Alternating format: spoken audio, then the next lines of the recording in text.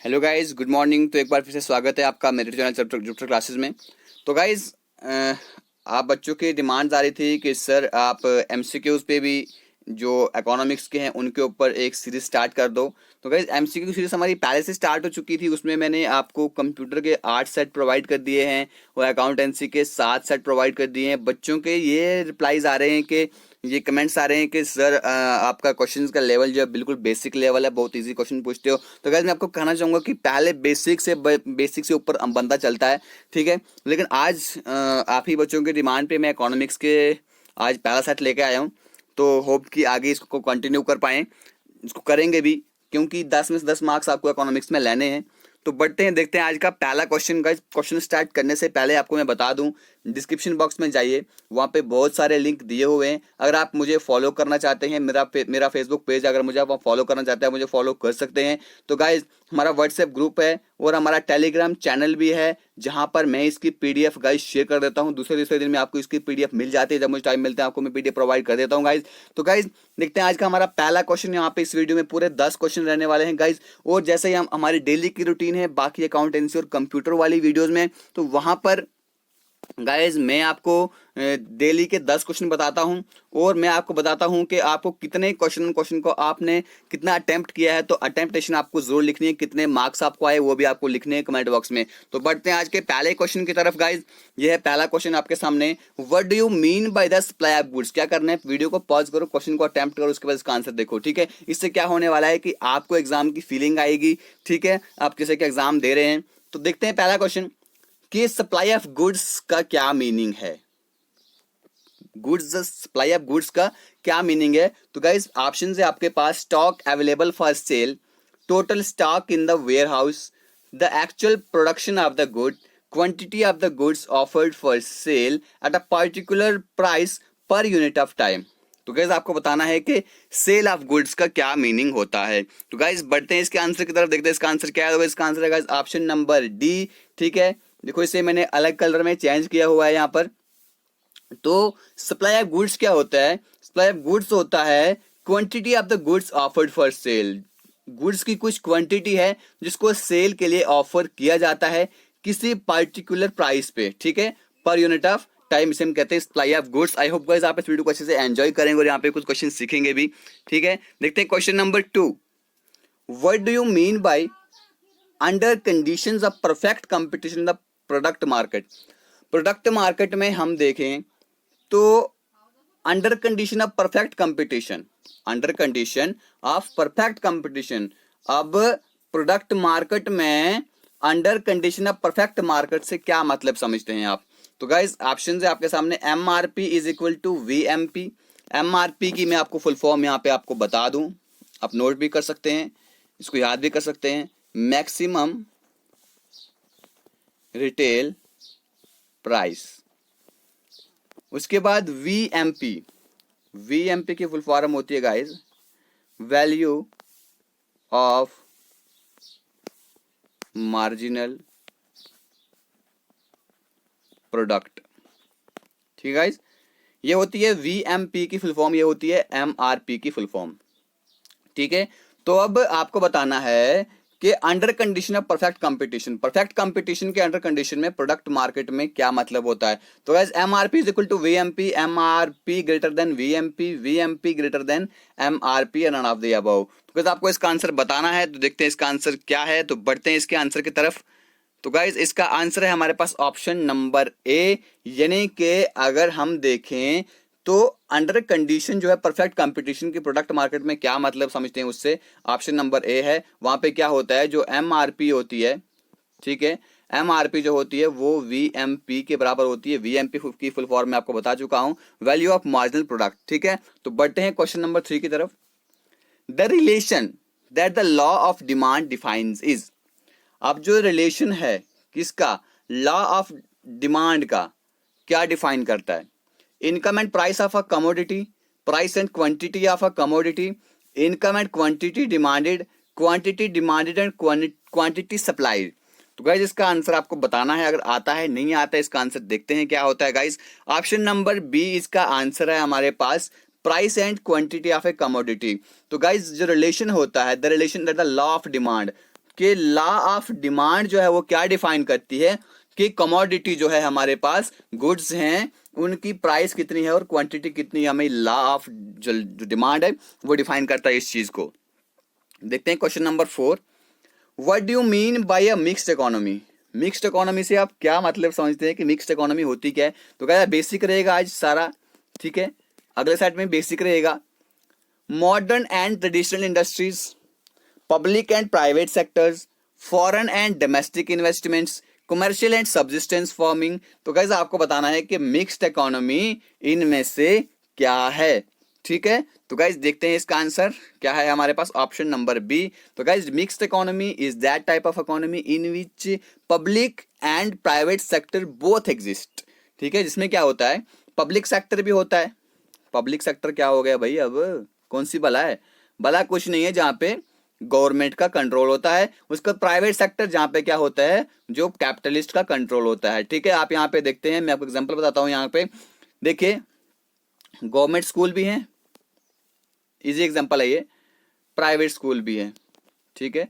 Government school भी हैं, private school भी हैं, ये क्या हो गया, मिक्सअप हो गया, क्या हो गया, मिक्स्ड इकोनॉमी हो गई, ठीक है। तो बढ़ते हैं आगे क्वेश्चन नंबर 5 की तरफ। What do you mean by demand of a commodity. अब आप कमोडिटी की डिमांड से क्या समझते हो? A desire for the commodity, need for the commodity, quantity demanded of that commodity, quantity of the commodity demanded at a certain price during any particular period of time। इसका answer आपको बताना है, नहीं आता है देखते हैं इसका आंसर, कोई चिंता करने की बात नहीं है।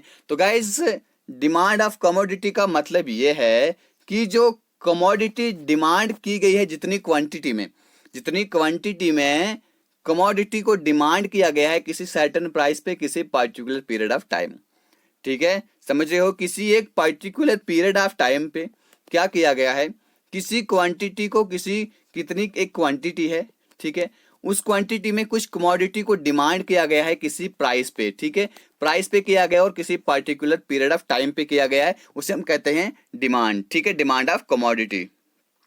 अब है हमारे पास, तो आप कह रहे थे का सर टफ क्वेश्चन नहीं होते हैं, टफ क्वेश्चन डालो, टफ क्वेश्चन डालो, तो आज की इस वीडियो में मैं कुछ टफ क्वेश्चन भी लेके आया हूँ। क्वेश्चन नंबर 6, हालांकि ऐसे क्वेश्चन जे कैसे से पूछता नहीं है, लेकिन guys because of you people कि सर हमें टफ क्वेश्चन चाहिए, टफ क्वेश्चन चाहिए, तो आज एक क्वेश्चन टफ लेकर आया हूँ। आई होप कि आप इस क्वेश्चन को सॉल्व करेंगे। पहले starting from the time of independence, independence के टाइम से India followed a planned economy. India ने क्या किया जब से हम इंडिपेंडेंट हुए, जब इंडिया, अच्छा मुझे बताएंगे आप इंडिया इंडिपेंडेंट कब हुआ था? सबसे इजी क्वेश्चन है। आई होप जितने भी बच्चे इसको वीडियो को देखेंगे, मुझे लगेगा कि सच में यार, सच में मुझे लगेगा सच में कि आप बच्चे ना मेरी वीडियो को एंजॉय कर रहे हो और जो मैं पढ़ा रहा हूँ उसको अच्छे से इंटरेस्ट से पढ़ रहे हो, तो मुझे फिर पढ़ाने में मोटिवेशन मिलती है। तो इतनी मेहनत अगर आपके लिए करता हूँ तो आपको भी इतना मेरे बारे में सोचना चाहिए। तो जल्दी से कमेंट कर दीजिए हमारा देश आज़ाद कब हुआ था, ठीक है। उसके बाद इंडिपेंडेंस के टाइम से लेकर इंडिया ने एक प्लान्ड इकोनॉमी को चुना, फॉलो किया। क्यों?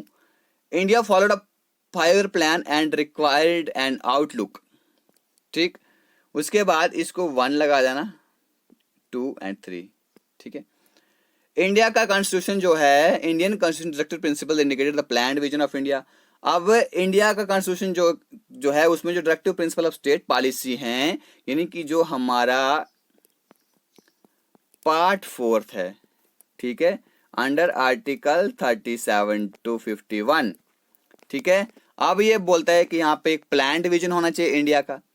फिर बोलता है the 5-year plan does not indicate, तो 5-year प्लान जो है ये इंडिकेट नहीं करता है, नहीं दर्शाता है कि how much of each and every good and services is to produce, कितनी गुड्स या कितनी सर्विसेज जो यहाँ पे प्रोड्यूस होनी चाहिए। अब आपको बताना है कि इनमें से ये जो 3 ऑप्शन है इनमें से कौन सा करेक्ट है, ठीक है। ओनली 2, 2 and 3, 1 and 3 या ऑल ऑफ द अबव। तो गाइस बढ़ते हैं इसकी आंसर की तरफ, देखते हैं।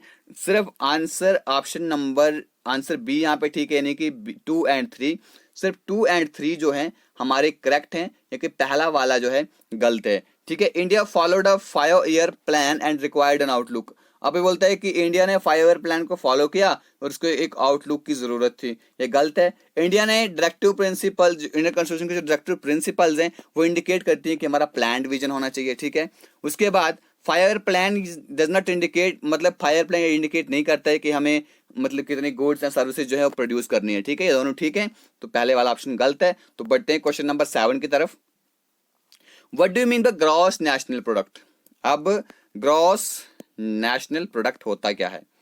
ठीक है, तो इसका आपसे ऑप्शन दिए हुए हैं, करेक्ट आपको चूज करना है और कमेंट बॉक्स में मुझे आंसर करना है। पहला option, total value of goods and services produced in the country. Total value of goods and services जो है हमारी कंट्री में प्रोड्यूस होती है। Total value of all transactions in the country, पूरे ट्रांजैक्शन जितनी हमारी कंट्री में होती है उनकी सारी value. Depreciation in the total value of goods and services produce in the country. Depreciation in the total value of goods, अब जो टोटल वैल्यू ऑफ जो गुड्स एंड सर्विसेज यहाँ पे क्या हुए प्रोड्यूस हुई है उनकी डेप्रिसिएशन क्या है। Total value of goods and services produce in the country and net factor income from abroad. Total value of goods and services होती है जीएनपी, ठीक है, यानी कि gross national product produce in the country, हमारी country में produce होती है। And net factor income from abroad, और जो नेट फैक्टर इनकम अब्रॉड से तो हम कहते हैं ग्रॉस नेशनल प्रोडक्ट। तो आपको बताना है कि इनमें से कौन सा ऑप्शन सही है। तो बढ़ते हैं इसके आंसर की तरफ, ऑप्शन नंबर डी। तो गाइस यहाँ पे एक जीडीपी होता है, ग्रॉस डोमेस्टिक प्रोडक्ट, एक होता है हमारा ग्रॉस नेशनल प्रोडक्ट। ठीक है, अब यहाँ पे क्या होता है, जीडीपी में होता है डोमेस्टिक। डोमेस्टिक मींस अपनी टेरिटरी के अंदर, ठीक है, with in the territory of India. जितना भी हमारी टेरिटरी ऑफ इंडिया, चाहे वो एमएनसीज कमा रही हो, चाहे वो बाहर वाली कंपनीज यहाँ पे कमा रही हो, ठीक है, या कोई फॉरेन इन्वेस्टमेंट यहाँ पे हो रही हो, गाइस कुछ भी हो रहा हो, अगर हमारी टेरिटरी के अंदर, हमारे डोमेस्टिक के अंदर कुछ भी प्रोड्यूस हो रहा है उसे हम कहते हैं जीडीपी। ठीक है, उसको कहते हैं जीएनपी। अरे भाई ये किस खेत की मूली है? ये भी कोई खेत की मूली नहीं है, समझाता हूं आपको। जीएनपी क्या होता है? Gross national product. Gross means total, nation means nation, product mean product. अब ये टोटल वैल्यू होती है गुड्स एंड सर्विसेज की। अब ये कहाँ पे प्रोड्यूस होती है?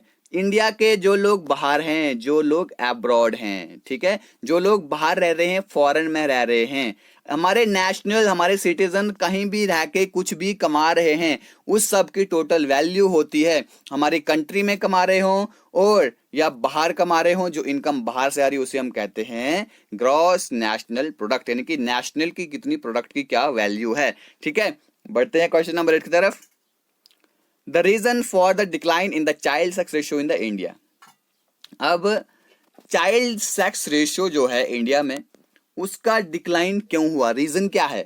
डिक्लाइन मीन्स कम क्यों हुआ? वो low fertility rate, female foeticide, incentives for the boy child from government, none of the above. तो कैसे आपको इसका आंसर बताना है कि हमारा चाइल्ड सेक्स रेशियो जो है इंडिया में वो क्यों कम हुआ, उसका डिक्लाइन होने का रीजन क्या है। तो गाइस इसका आंसर है हमारे पास ऑप्शन नंबर बी, यानी कि फीमेल फोर्टिसाइड हुआ। चाइल्ड सेक्स रेशियो इसलिए यहाँ पे कम हुआ। ठीक है, ज्यादा लड़के पैदा होने लगे, लड़कियां कम पैदा होने लगी। क्यों? रीजन क्या है इसका? रीजन है कि फीमेल फोर्टिसाइड। ठीक है, अब जो है सेक्स डिटर्मिनेशन टेस्ट करना ये इलीगल है, अब आजकल नहीं होता, लेकिन रीजन क्या थे इसके? यही था, फीमेल फोर्टिसाइड। तो देखते हैं question number 9। What things are taken into consideration while revising the poverty line periodically? अब जो poverty line होती है, अगर उसको periodically रिवाइज करना होगा तो क्या चीजें ध्यान में रखनी पड़ती हैं? By conducting a survey every 5 years, एक सर्वे करनी पड़ती है हर 5 साल में। नेशनल सैंपल सर्वे NSSO, आपने इसको शॉर्टकट में सुना होगा, फुल फॉर्म नहीं सुनी होगी, लेकिन NSSO आपने सुना होगा, ये सर्वे करता है। ठीक है, both A and B are taken into consideration, इन दोनों को ध्यान में रखा जाता है, या नन ऑफ द अबव। तो इसका आंसर है हमारे पास ऑप्शन नंबर सी, यानी कि हमें अगर पॉवर्टी लाइन को पीरियोडिकली रिवाइज करना है इसको, और हमें क्या चीजें दिमाग में रखनी है? दिमाग में यही रखनी है कि हर 5 साल के बाद यहाँ पे क्या होती है? एक सर्वे होती है, और वो सर्वे कौन कंडक्ट करता है, कौन कैरी करता है? NSSO, यानी कि नेशनल सैंपल सर्वे ऑर्गेनाइजेशन करके एक ऑर्गेनाइजेशन है, वो इस सर्वे को करती है। ठीक है, आई होप गाइज आपको समझ आ गया होगा। बढ़ते हैं क्वेश्चन नंबर 10 की तरफ। In India which bank has the highest share in the disbursement of credit to agriculture and allied activities? अब बताना है कि इंडिया में कौन से बैंक का सबसे ज्यादा हाईएस्ट शेयर है, किस में?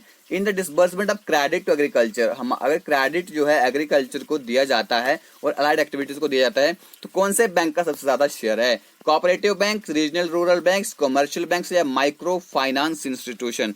तो इसका आंसर है हमारे पास ऑप्शन नंबर सी, यानी कि कमर्शियल बैंक्स जो हैं, ठीक है, सबसे ज्यादा क्रेडिट एग्रीकल्चर को अलाइड एक्टिविटीज में कौन देता है? कमर्शियल बैंक्स जो होते हैं वो देते हैं। ठीक है गाइज, ये था हमारे आज के 10 इंपॉर्टेंट क्वेश्चन जो आपके एग्जाम के लिए बहुत ही इंपॉर्टेंट होने वाले हैं गाइज। तो आपने इन क्वेश्चन को किसी भी हालत में मिस नहीं करना। आई होप अब आप मुझे बताएंगे कि आपको 10 में से कितने मार्क्स आए हैं। ठीक है, अगर अच्छे मार्क्स आए हैं well and good, it means आपकी प्रिपरेशन एक सही लाइन में, सही डायरेक्शन में जा रही है। अगर नहीं आए इट मीन्स आपको अपनी प्रिपरेशन को बूस्ट अप करना पड़ेगा। ठीक है गाइस, वीडियो को यहीं पे खत्म करते हैं। Thank you, god bless you all. इसकी पीडीएफ में कल आपको सेट 1 और सेट 2 की दोनों की पीडीएफ में आपको कल अपने टेलीग्राम चैनल पे शेयर कर दूंगा, जिसका लिंक मैंने डिस्क्रिप्शन बॉक्स में दे लिया है, वहां से आप हमें ज्वाइन कर सकते हैं guys. Thank you, god bless you all as always.